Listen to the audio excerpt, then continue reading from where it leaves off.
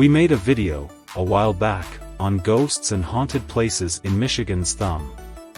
Most viewers chuckled, but no one took any of the material seriously.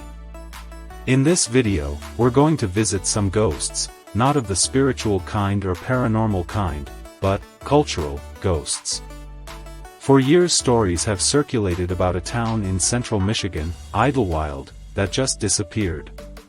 A movie was even made about it a few years ago.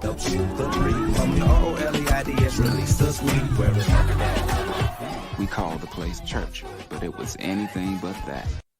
Join us as we explore Idlewild. Like Ebenezer Scrooge, we'll look at the ghosts of Idlewild's present, past, and possible future. Started in 1912, Idlewild was known as the Black Eden.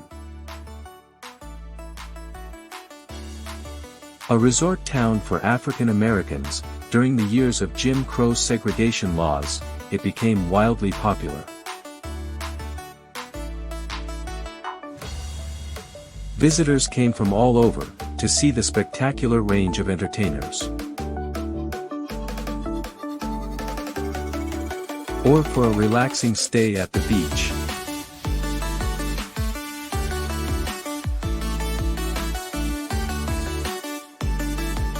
By the 1950s, Idlewild had reached its peak, with tens of thousands of visitors arriving at the 300-plus black-owned businesses each year. But, once the former white-only nightclubs and resorts opened to all, after the civil rights movement, and attendance dropped. The few remaining residents are trying to preserve the town's heritage and revive its history. The town is still largely vacant. You hear this? Listen. The sound of birds, breeze, and very little else. This is historic Idlewild, and this is Lake Idlewild in the early morning sun. This was one of the only safe bastions for blacks to come, play, and stay. From the 1920s really to the 1960s. Now, of course, it was known for its splashy nightlife, but today, present day, in the light of day, it is visible that Idlewild is a place in transition. The moment day breaks, the sounds of progress drown out the songs of birds. Neighbors say this house has been purchased and is being refurbished by a judge from Detroit. And then there's Doug Brown. Now able to work remotely, sold his home in Florida to live in Idlewild permanently. He's the fourth generation to own property here. His children are the fifth generation. So for me, there's a place in my heart that I don't know how to describe. There's a feeling that I get when I come to Idlewild that I don't get anywhere else. As locals from Yates Township come to enjoy the only public beach in the area, this is the worst. Go right in there. Patch this corner here.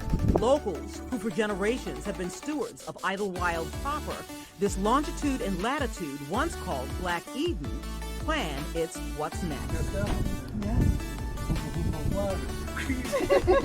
That's the problem. But without a strategic plan or specific funded tourism efforts from the state, those tied to the community by heart and history are piecemealing a comeback, refurbishing historic landmarks like the Flamingo Club, once known for big music acts like Sarah Vaughan and Jackie Wilson, and beautiful showgirls.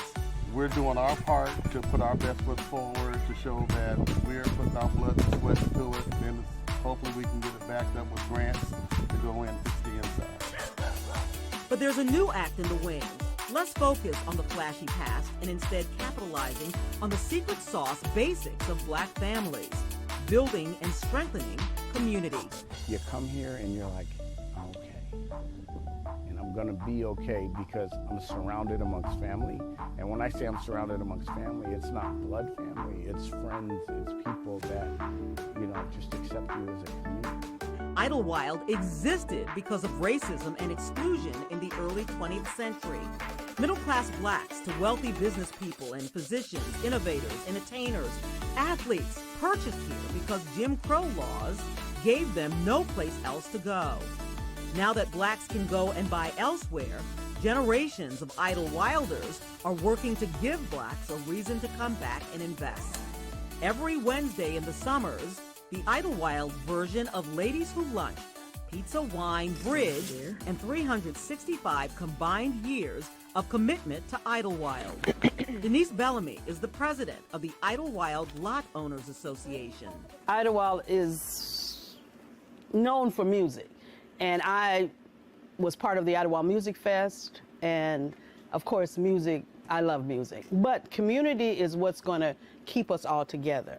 Music can come later, it can come anytime, but families and people who have been here for generations, they've held it down all these years.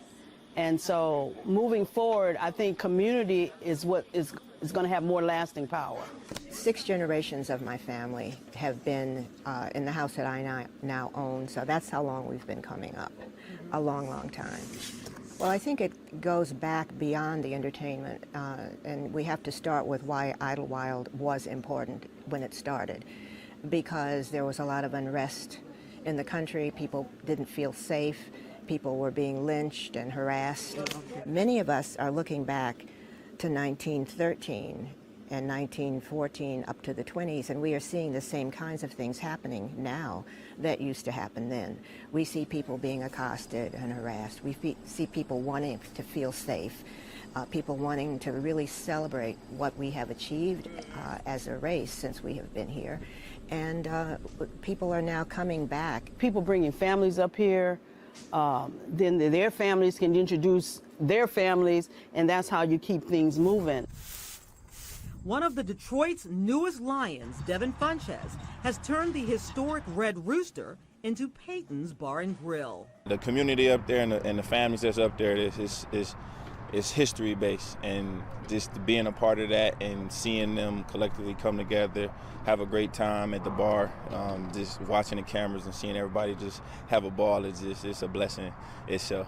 Weeknight evenings are for relaxing, swimming, paddleboarding, drinking in the sunset, and the calm before the weekends. Weekends are a draw for families and fun seekers with an endless lineup of events, music shows, and reunions. We, the people of Detroit, come and do their Great Lakes People of Color retreat here for the 2nd year in a row. Summer Oasis Music Festival, Glamping Festival is coming back, so that's always a big draw, and people look for it. They like to hang out and party on the grounds, but they like to come and stay and have a bed and shower, you know, sometimes.